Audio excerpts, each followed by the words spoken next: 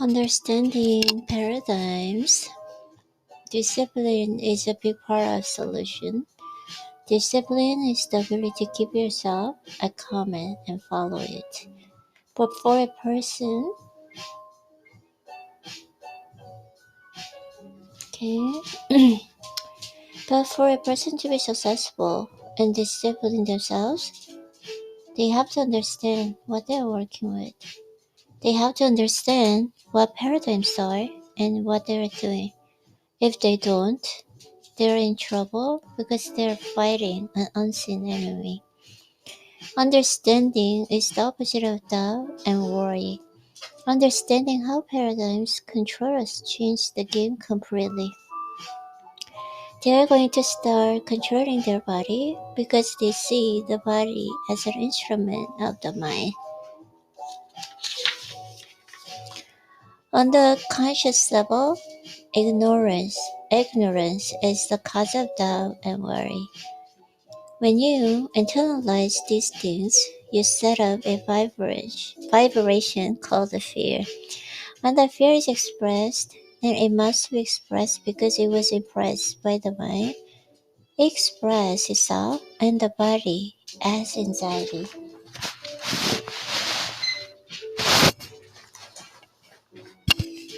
That's what anxiety is, the expression of the fear caused by doubt and worry. And the doubt and worry were caused by ignorance. On the other hand is understanding. How do you get understanding? That's only one way. Through study. You must study. Understanding leads to faith, which is the opposite of fear. Faith expresses itself in well-being rather than anxiety. Well-being is expressed in acceleration. Now in between doubt and worry on hand, and understanding on the other is ease. It just is. Nothing is better or good, right or wrong. Except thinking makes so. Everything just is. Our thinking determines whether it's good or bad. I think people should study. Is vitality important to study? But if we don't have a purpose and we don't have goals, we want to study. We get out of school and we think we are finished. Unfortunately, school really never taught us how to study or what to study. You never finish studying this material. You will never know yourself as well as you want to. You're always going to be changing in the paradigm. Your results are always under construction. If I'm feeling really comfortable, I know there is no growth being experienced. I'm stuck. The the difference is understanding what's happening versus not understanding. When you try to change a paradigm, you don't know what you're doing. The odds are pretty good that you're going to lose. The paradigm is going to win every time. When you do understand, you never stop changing the paradigm. The potential is perfection. I know a couple of people who think they are perfect. They're pretty dull to around, but no one is. Yet the potential is perfection. You're improving your situation. When I go after new goals, I know it's going to cause some discomfort, and you can get very tempted. You could sit back and coast until the end of my life. I could be very comfortable, but I would probably be very miserable because I'm too aware of what's happening. I've got to keep growing. Personal development is a never-ending process. Constructive discontent. You're always wanting to improve, always moving forward. It's constructive, but at the same time, it's discontent. You're not going to be comfortable, but you're happy. because you know you're doing what you want and you're going in a direction that you want to go in. When people think of the intellect, they think of the left brain, the logical functions, whereas the thing that impress the subconscious are more oriented toward the right brain. Affirming a goal with a great emotion and the creativity, visualizing the goal in ways that impress it visually on the mind. These practices help shape the paradigm. That's your imagination. That's the right brain function. Thinking from the state desired is a creative living.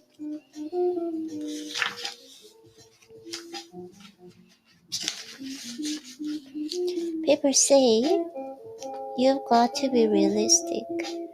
No, don't be realistic. When I'm setting a goal, I don't want to be realistic.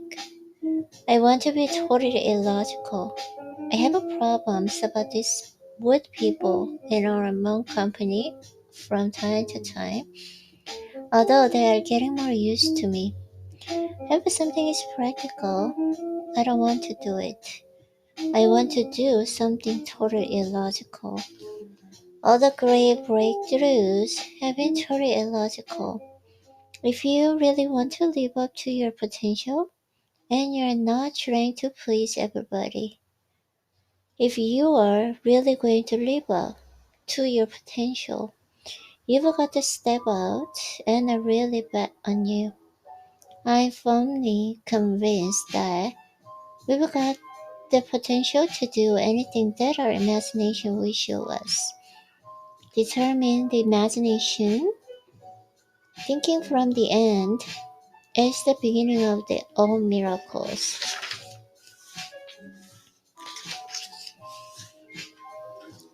I had him repeat it, and frequently, if we re-evaluate the situation, our belief about that situation will change. It suddenly dawned on me, all of a sudden. I knew why and how my life had changed. I knew everything that I was looking for. With all of the records that I played and the books that I read, I would be taking notes.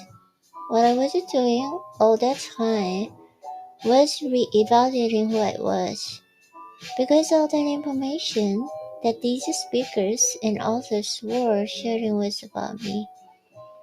They were talking about the truth about myself. I was re-evaluating who I was.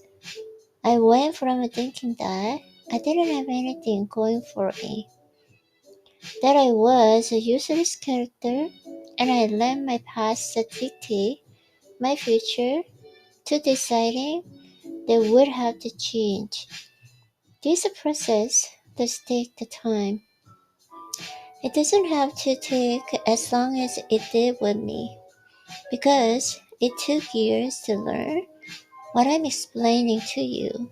Although I didn't realize then, I was changing my belief system by listening to those recordings over and over. It's the repetition that alters what's going on inside of you. It's the repetition of hearing an idea that will change your belief system. When you keep listening to recording telling you how good you are, and then backing that up with all kinds of evidence of why you're that good, and then you listen to that over and over, you are going to start to believe it. When you keep hearing the same thing over and over again, you're going to start to believe it. That's true. Exactly. Definitely. People can lose confidence when they don't see the results that they want right away. What should people do when their new vision of themselves isn't reflected in the results in the near term? Where's the problem? The belief is just in your intellect. It needs to be integrated into your subjective mind. Until it's properly planted in the subconscious, it's not going to manifest the results. It's a matter of a parasites, which is the integration of belief with the behavior. When you say, I believe I can do something, and you are not doing it, is it because of that belief has not been properly planted in the subconscious mind? Through repetition and the proper visualization, it will be planted in the subconscious. Then it starts manifesting as results. It's said that if you stay with something, I'll be on the plateau for a while, but you stay with the practice day in, day out, one day you will suddenly hit a jump and find yourself at a new level. Definitely, absolutely, yes. But you don't know when the jumps are going to come. That's when you take a quantum leap. This process probably takes a different length of time with every person. I think it depends on repetition, how often you study it, how deeply you study it, how often you study it, and how deeply you study it. Repetition is the key. Absence of evidence is not evidence of absence. Then he added, think of an iceberg, where you see only the tip of what's really there, but just as real and out of sight and invisible sources, ready to make a profound difference in what you can achieve. My way is working and yours is not. Why don't you try my way? He was happy, healthy, and wealthy. I wasn't happy, sick, and broke. He said, do exactly what I tell you until you find out I'm lying to you or I don't know what I'm talking about. Unfortunately, we are distracted all the time. You see, hear, smell, taste, and touch. But those five senses merely connect your with an outside material world.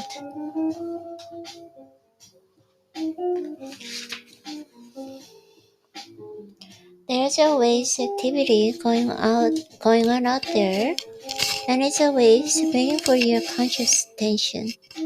With the proper use of the will, you shut down those five senses and bring your mind into perfect harmony with the idea that you are focused on. That's what the great golfers do. That's what the great athletes do. That's what all the great salespeople do. That's what all the people who qualify as being great at anything do. They focus. They stick to their knitting. They don't wander all over the place. They don't wander all over the place. Hmm. I think better. It's such a beautiful word. When you're reacting, everything outside of you is in control of you. You're not in control of yourself at all. In order to be able to respond instead of reacting, first of all, you have to become aware that you're reacting. You can react so fast. There's that expression, she really knows how to press your buttons. When I do, I become aware that I'm doing it, and I stop it. You can win when you're reacting.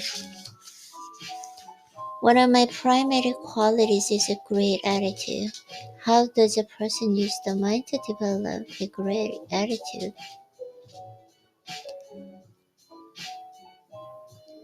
What habits can you practice on a daily basis to reinforce it? I keep my attitude right by studying constantly. The only way to improve isn't through study. There is no other way. You are trying to gain a great understanding of who you are and your relationship with everything in the universe. The first is decision, the second is understanding visualization, and the third is discipline. That's how I keep my attitude right and to keep things moving in the right direction for myself and the company. We don't become what we think, but we do become what we feel. Because the thinking is the conscious mind, feeling is the subconscious. That's the universe, the side of the personality. It involves visualization. You have to see it fulfilled.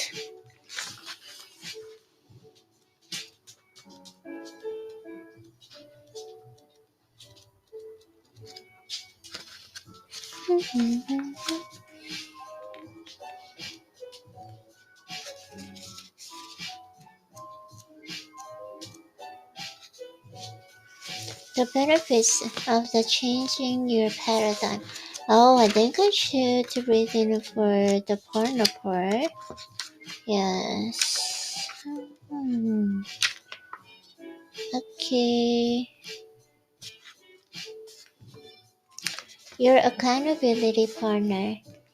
Another important idea in a paradigm for power performance is getting accountability partner. We say we are going to do things, and when we say that, we probably believe it. But life frequently get end of the road, and we don't. Even when people say they're committed to a course of action, they still don't carry it out. When you make an irrevocable commitment and you have an accountability partner, you're accountable to that person. Pick an accountability partner whom you respect and whom you want to respect you. You say, this is how I do, and they hold you accountable for that. You don't want to let them down. You don't want to look bad in their eyes. The odds of you doing it have increased substantially. I've already discussed the accountability methods used in Cindy, Calder, and me. Every morning I write out my sentences in 3 times, then I record them, and then I send them in a text. I don't want her to think that I'm not doing that because I want her to respect me, and I know she wants me to respect her. We use this approach with the various projects we're involved in. We're just phenomenal partners. Sandy is very good at what I'm not good at, and I'm very good at what she's not good at. Recently, we were talking about a particular person in our company, and I said, the person's not aware of what they're not good at, and that's causing them a problem. You've got to be aware of what you're not good at. It's okay not to be good at it. As I've pointed out, you don't have to be good at everything. There are some things I know I'm never going to be good at. I don't even want to try. I have somebody else doing those things. Instead, I take what I do and work to get better at it every day. Get better what you're good at, manage what you're not good at, and be accountable to someone. Make sure that when you say you are going to do something, is it going to get done? Feel the vision.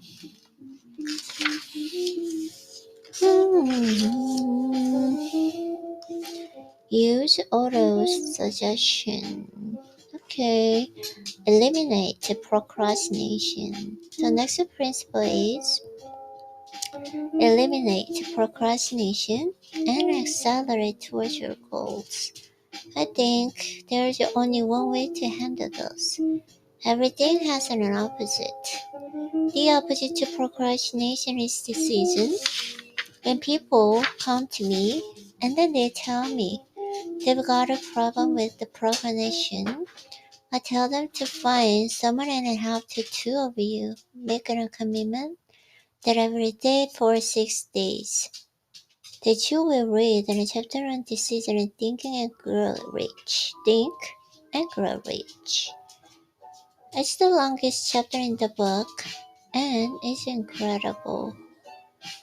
Okay, I say chapter. Hmm. When you're reading this chapter, the two of you don't have to be in the same city or in the same place. You can phone each other whenever you start to reading. Read a few lines and says, pass. The other person gonna pick it up there, starts reading a few lines and says, pass. Both of you have to be reading while the other person reads, or you won't know where to pick up. If you do that for 60 days, you will eliminate procrastination, which is simply a matter of not making a decision.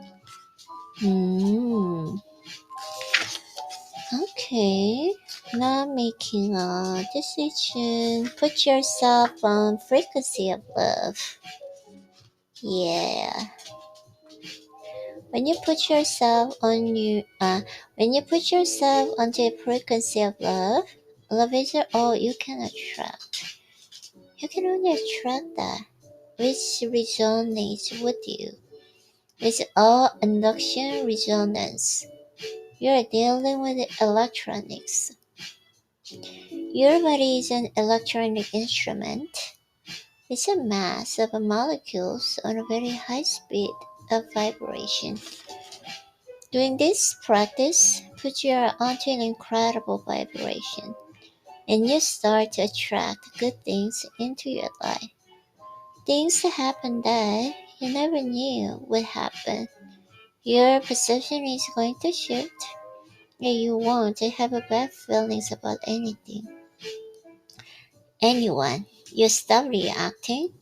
When you start asking for guidance, you'd be amazed how fast and how beautiful it is when it comes. And it will come out all the time. You may stop to do this any time through the day. If you are a little troubled, just stop, be quiet, and ask for guidance. It will always come. Ask, and you will receive. In addition, you can keep a gratitude journal. A gratitude journal is invaluable. I think the morning is a great time to set up an attitude of gratitude. Set up the habits of writing down 10 things you are grateful for, sending love to anybody that's bothering you, and asking for the guidance for the day. You may want to use this practice through the day. If your problem surfaces, journal it. Don't use this gratitude journal for ordinary notes. Use it for what it's designed for. When you're a little troubled, you feel overwhelmed, or you feel you are starting to react to what's going on in the day, get the gratitude journal out. Okay, that's enough. Good job, Irene.